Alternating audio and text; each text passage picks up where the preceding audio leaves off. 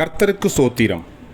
இன்றைய வேத வசனம் ஏசாயா 62 அதிகாரம் 3 நீ கர்த்தருடைய கையில் அலங்காரமான கிரீடமும் உன் தேவனுடைய கரத்தில் ராஜமுடியுமாயிருப்பாய். ஆமென்.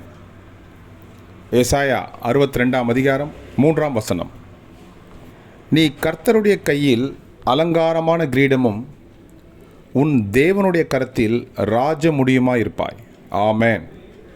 ஏசாயா 62:3. கர்த்தர் உங்களை ஆசீர்வதிப்பாராக, உங்களோடு கூட இருப்பாராக. ஆமென்.